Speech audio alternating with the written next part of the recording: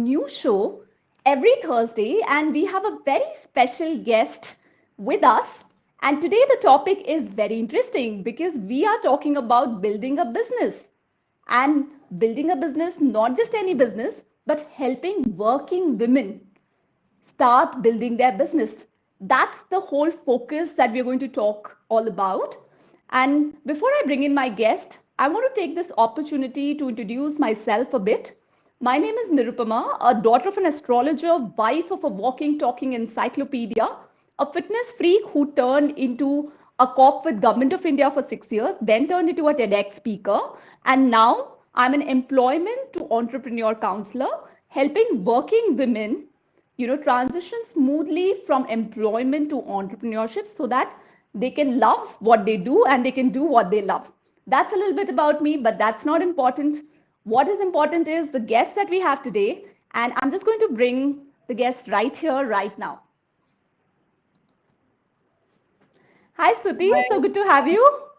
So good to have you too. And I was just hearing your own introduction, and I was like, oh my God, that's so interesting. I mean, even though we've been chatting on messages and, other things, but I'm really amazed by what you do, Nirupama. I wish I knew more about this earlier. Thank you. I believe, these platforms are always the best place to know each other. And LinkedIn being a platform where we got connected, it made us know so much about each other. I think we'll keep continuing and, we'll get to know much more about each other.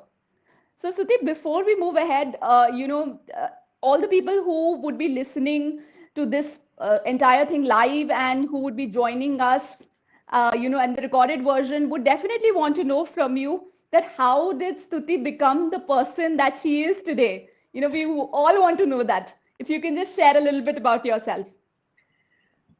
Yeah, so I mean, you all must have read online, and so at 23, I started my communication business, which is into PR in Mumbai, and but I know I came from a traditional family, and how do I say it? Like, where that much education to girls was not given importance. And I remember when I went for my final interview for my master's program, my director said, "You shall also get married really quickly. Why should I waste a seat?" And I looked him in the Right. eye and I said, "I shall have my company one day." So after working for a year at the age of 23, I started my communication business in Mumbai, Mm-hmm. and so I feel I was much more fearless at that point of time. I Right. feel when you take the plunge when you're in your 20s, it's really you just go by instinct, because I always Yes. thought that one of my family friends, who's also my mentor, said that if it doesn't work out, you can always go back to a job. And I thought to Right. myself, yes, I'll try it. Yes. I think as you grow older and you get comfortable, that's when you sort of delay decisions. Absolutely. It's a natural way of being, when we are in our Yeah, 20s and we are wanting to create something for ourselves and less of those limiting beliefs, as they say, onto yes. ourselves. And actually, I had my second innings during the pandemic, which Hmm. was when we had the lockdown, and we first started with a webinar, Right. and uh, uh, which I collaborated with a client, and I was always interested in women leadership, and not now, for the Right. last 8 years. Right. And Women Inspiring Network was born during the pandemic in April 2020. So Right. I always believe that there is light at there's always an opportunity, and when you look at things differently, you'll see different lights, in a tunnel. Yes. So that kept me really inspired. And yes, so I mean, I have been thinking about, my point here was, I was thinking about women leadership for so long, but Right. maybe I was too busy and I couldn't do anything. But when the entire country was in a lockdown, I could think more strategically, and we had two sessions which was powered by women change makers, and which really did well. So that's the thing. So when you believe in something, don't think too much, but just take the plunge. Wow, wow. I mean, I love the way you said that, you utilize that time of the pandemic and create an entire strategy out of it. Yeah. How could you bring in more women leaders? Because a leader's job is nothing to create more leaders, you Yeah. know, somewhere or the other. Beautiful. So I want to take you to my next question, Stuti, which is essentially, when women are starting their entrepreneurial journey, sometimes they have a lot of limiting beliefs. Like you mentioned that you were in 20s. So at that point of time, this was a natural way of being, you know, and there were less of those limiting beliefs. So could you talk about some of the limiting beliefs that women have and how can they overcome that? So I don't think, in fact, I don't think there are any now when I see the youngsters in my office, and especially the millennials, I think they're very, very vocal about things. So I, as such, I'm not seeing, but yes, what I would like to mention by limiting belief is that sometimes. Uh, not so much in metros, but probably more in mini metros in our country, where women have that fear, and that is what they need to overcome. That, if you believe in yourself, you can overcome it all. Of course, I know that there are women who may not be privileged or may not have had the right financial backing, but it is up to the women who are the privileged one to really create that change, to create that ripple effect in society, to empower the next generation of women. And that's exactly what the Women Inspiring Network is all about. It is an inspirational storytelling platform which creates, shares, and inspires the women, and it's a movement to pay it forward. So it's important that, let's say, I started my company and I've had a certain number of years of experience. I've been pretty active in women leadership forums, not just in India, but globally. But it's my responsibility to pay it forward, to move the next gen of women along with us. And instead of saying, okay, it's not my job, it's some government's job, or it's this Right. XYZ's job. So it is Yes. us. The power is in togetherness. Right. So if we all come together, and I'm not just saying about myself, but it's like what your platform is doing, it's someone else. So it is the era of collaboration. So if we can all move together, we can create that women's movement, which Right. will ultimately uh, uh, make the other women believe. It's all about mentoring them. It's about empowering them. It's about giving them direction. So as Sheryl Sandberg had also rightly said, women somewhere along the way stop raising their hands. In her book. Right. Yes.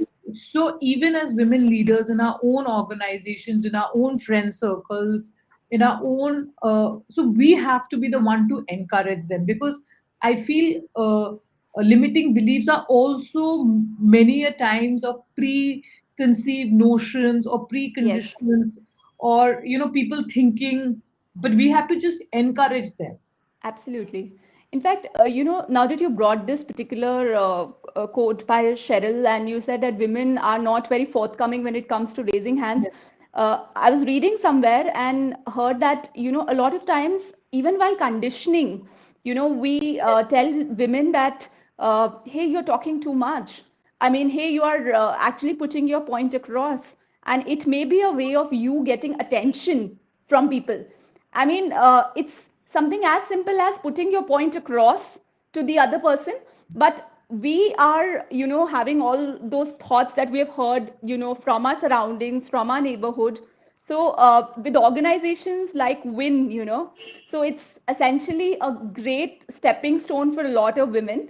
And I would really want to know from you that, this is an entire network in itself. So, you have been one person who has understood the power of community per se, and you have been a part of different communities. So, I have two full questions.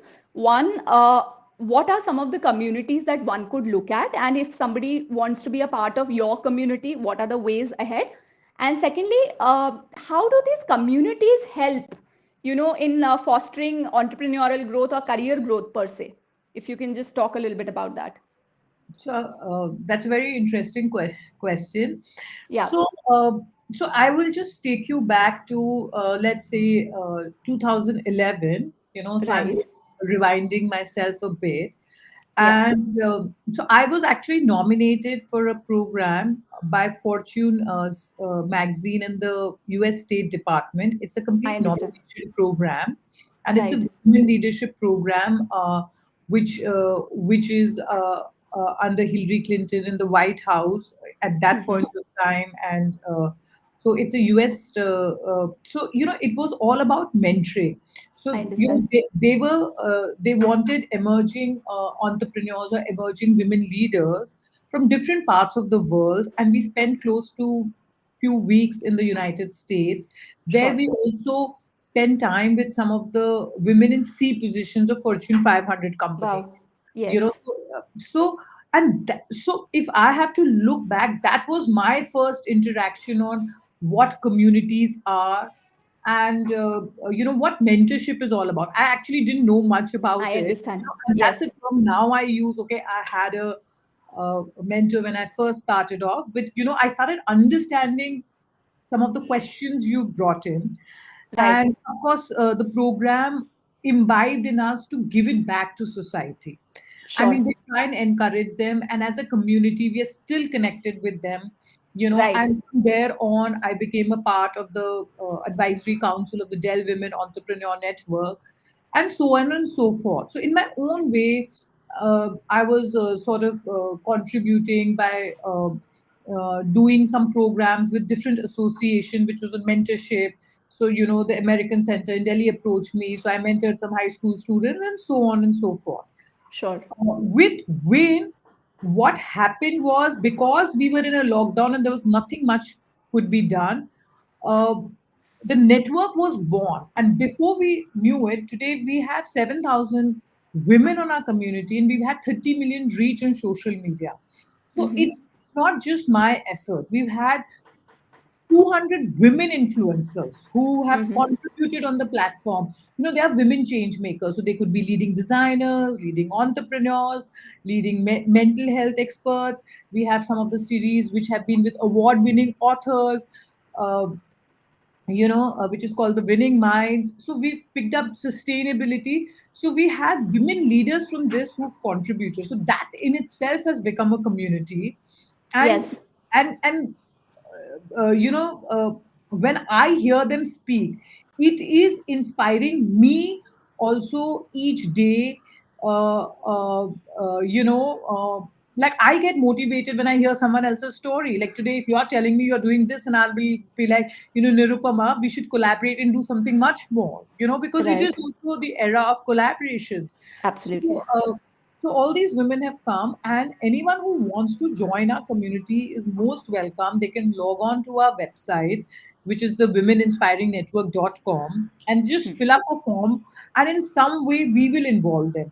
I have emerging entrepreneurs who've come on our platform where they will tell us, please talk about us. They will say this is the business they are in. How so we help them by amplifying them. Now we are also starting a mentorship mentee program with some of our Win ambassadors, where Right. high school students could benefit.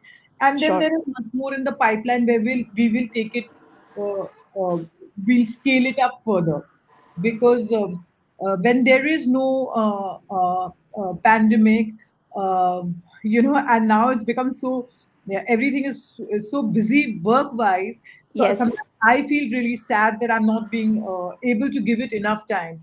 But I know that it's my passion, and somewhere I'm always telling my team, and I have incidentally a all women's team, and I'm always telling them, we haven't discussed Win today, and we have to do something more. Right. So you Right. have to have that passion and the drive, and to be able to do it. And I guess I've been lucky, and I just feel that you reach a stage where you also want to give back, Sure. and you want other people to be part of the journey. So when I look at you today, I feel, if we collaborate, there's much more. Our circle of influence will become larger, Absolutely. and more women will come into the fold, and that's how we can make the difference. Absolutely. So I just want to, talk about my two quick takeaways, from this entire community building thing that you spoke about. So essentially, ladies, I want to say that Stuti just spoke about community building and how she learned her lessons of community building, from other places. But, it's all about giving. It's all about, essentially what you can contribute, your purpose behind the things that you are doing, and secondly, the kind of the circle of influence that you have around you. I mean, like Jim Rohn rightly said, that you are the sum total of the five people that you surround yourself with. So somewhere, if you are in that circle where everybody is encouraging you, empowering you, asking you to move ahead, asking you to take those bold steps and really make you shine. So I don't think success is that far. I mean, those were like really beautiful steps, and definitely people who are listening right now and who would be listening to the recording of this show, please do go to the website of Women Inspiring Network, and you can be a member. You can learn so many things from there. Please do that. So, Stuti, I want to ask you another thing. You've been an entrepreneur yourself from almost 2 decades now, and there are a lot of people, in the community who are just starting out, or who are at a very nascent stage of their business. So could you talk about a few things that women need to imbibe in themselves, for being more empowered, for, or let's make it very simple. Could you talk about some tangible things, that women need to know if they got to start their business? So I think for doing anything, so there should be a roadmap. What do you Okay. perceive yourself doing? And you should also have a backup plan. I mean, at least you should have something. I'm just giving you some very practical advice. So, Mm-hmm. because I was in a job and I didn't want to take any money from my parents, but I ensured that if things didn't venture out, at least, and I was taking a step, at least you had the finances for the next few months. So I think it's Yes. good to sort of plan, okay. And I remember, and keep your costs low when you're starting something. So I Right. remember when I first started for my communication business, I had interns, from the Mass Communication Institute, and it was like, we used to sit in a workstation, which was almost like a bus, like everybody taking turns to use the computer. Right. This happened for a couple of months, but I'm saying keep your cost low. So if you Right. manage your finances well, then that gives you the courage and uh, You can uh, sustain for a longer period. sustain, and you don't give up very quickly. You see what I'm saying? Yes. Yes. Because when you don't know what to do, that's very often when people tend to give up. So that is one of the Right. things. And yeah, so these are some of the things which helps. So by a roadmap, I just feel like at least a broad based direction of which way you're going. But I also feel on the other side, like, don't overthink too much. When you overthink Right. too much, you don't do it. There's some Yes. things even, uh, uh, and when I look back because of my experience, and I can give you an example. Some of the things which I've when you overthink and you discuss too much with too many people, then sometimes you've taken too many suggestions and then you don't move forward because suddenly, if someone else has told you, oh, this might work or this might not work, then time has passed, right? Yes. So there has to be that little balance in that approach. Love it. So, guys, for all of you who are listening, I would just want to summarize it. Have a roadmap, absolutely clear. Have a backup plan, so that, if, because there are chances that things may not go the way that you have thought. So what is your backup plan? Then Suti very rightly mentioned that keep your costs low, because that will not allow you to give up. And finally, Suti, I forgot the last point. I'm so sorry. And I'm just saying, don't overthink too much. Like, Yes. don't sit on it for few months or overthink or take too many opinions. You Yes. have to just you have to Keep trust, marching every day. keep marching every day, because if you overthink, so there'll be some people who will be able to see your vision, but there'll be some people who may not be able to see your vision. But if someone else Yes. has dissuaded you, you start getting that fear in your mind, or you're suddenly uncomfortable, and then you don't take the plunge. So I'm saying Absolutely. believe in yourself, believe in your instincts. That's what is going to take you, because you understand what you intend to do better than anyone else. Anybody else. Absolutely. So, Suti, you've been a powerful communicator yourself, and I would want to ask you that what is the importance of powerful communication when it comes to being an entrepreneur? And I'm asking you in terms of negotiation basically, because we need to negotiate everywhere, whether we negotiate it with our employees, inside the company, whether we negotiate it with the, let's say, our clients. So can you really talk about some of the ways by which people can improve their communication and negotiation skills?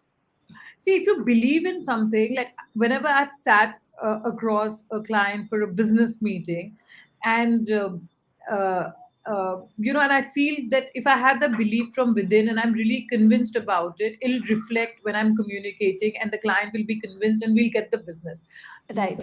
There may be people who may be having bigger agencies than me, but if you have a disinterest, that Mm-hmm. also sort of reflects. So, it's about, again, I would say, your inner belief. And, you have to be transparent. You have to, so anywhere in life, you have to be clear in your thought process. And if you believe Yes. in it, that's what it needs to be. It doesn't need to be aggressive. It doesn't need to be, but it needs to be, you can be firm about it, but you and sometimes you also have to have in your mind a bit of a flexibility. Like, that's the Understood. highest I'll go, and this is the lowest I'll go. So that's Sure. where I would say. So have those figures in your mind, because Mm-hmm. and that will help you. Like, till what extent? And always remember, negotiation has to be.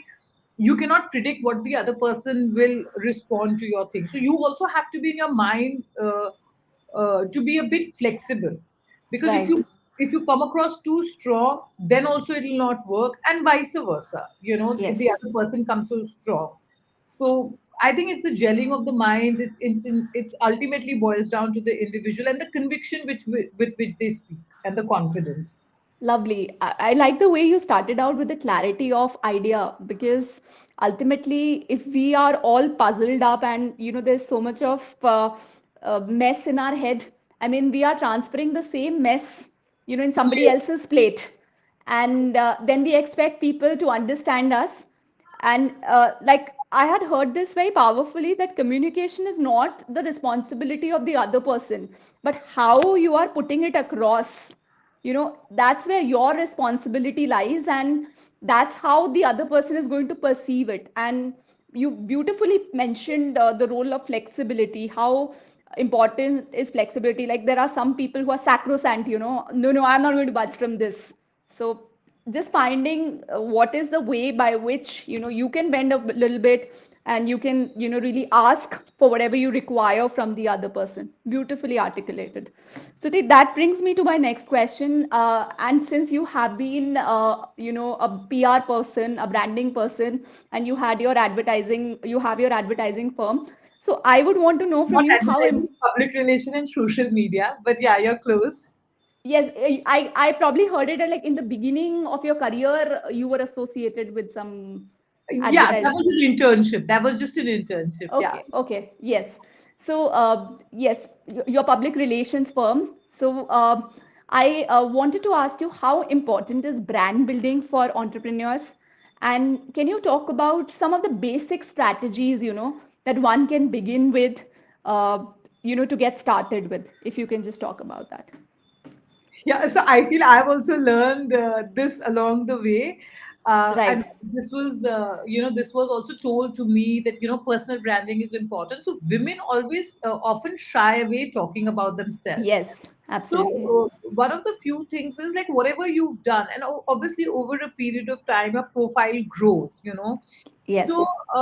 you have to keep building on your profile about what you've done, but it doesn't need to stop there.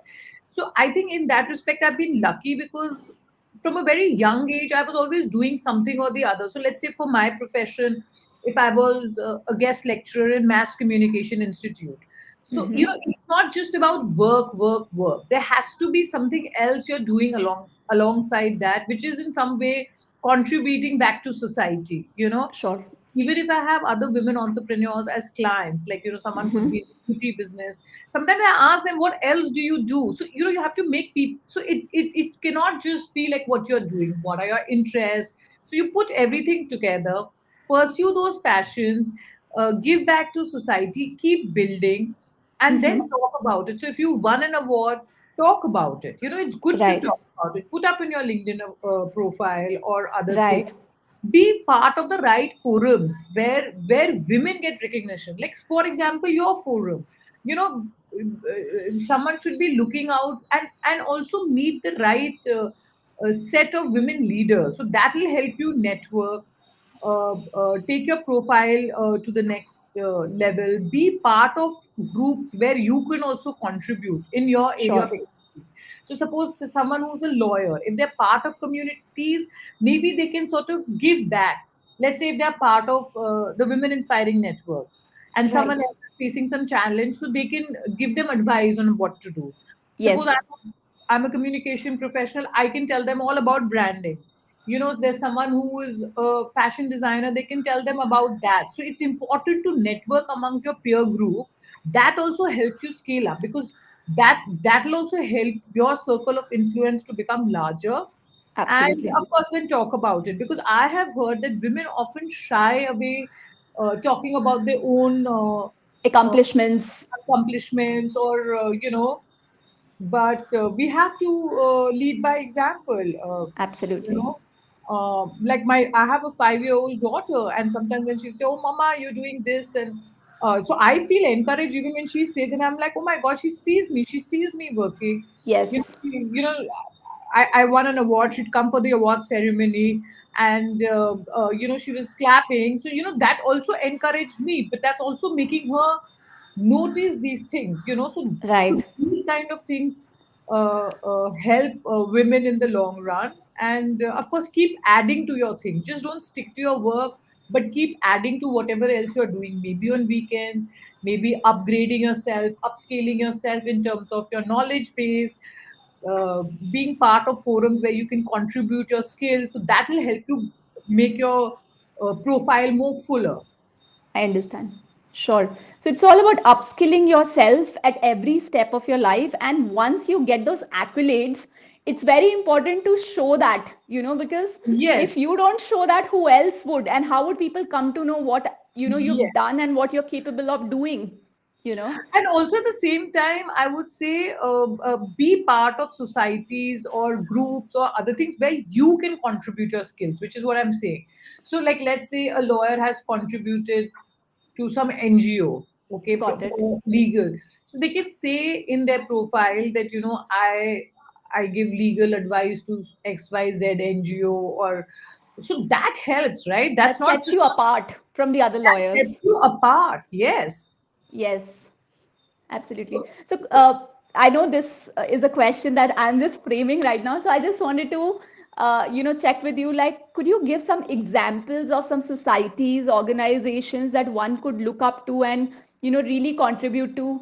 If you can just So, suggest a few. I'll tell you. So, like, let's say when I was just in my 20s, but Yes. with my alma mater, like Symbiosis or even Amity Mascom, I was a guest lecturer in my 20s, right? So Right. even before I won, I sort of mentioned, so I kept doing those things. So one, of course, Understood. so whenever you're imparting something, it's also the reverse. When I was Yes. meeting the younger people, I could imbibe their thought process. So see, they are Right. learning something from me, but I'm also learning something from them. Like, Absolutely. It's a two-way process. it's always a two-way process. So Yes. these are the simple things you keep doing. Go for networking events. uh, uh, there are many which happens. Just Google it these days, and online we've already fast tracked ourselves, Yes. with the pandemic. So if you Google, there's something or the other. I remember there were so many online courses which were available even free of cost on Google, which Yes. were international, related with my field, and I did some of those during the pandemic. So it helps. Understood. So you have to keep researching, align yourself with the right set of people, and that's how you'll grow as a person, right? The learning Yes. process never stops. Absolutely, absolutely. Making learning a lifelong experience and Yes. upskilling yourself and contributing to different platforms, that And we give can that find. to society, because one, you'll feel happy, you'll feel satisfied from within, and yeah, and keep meeting new people, so that will help you network better. Sure, sure. Those have been some nuggets of gold, Stuti. I mean, thank you so very much. And we have come almost to the end of our show. So, Stuti, before we leave, we would want you to give us a final message, so that we can cherish your presence and we can keep calling you again and again. I'll just say that we have to be the change which we want to see, and leave everyone with a thought: pay it forward. You have to pay it forward.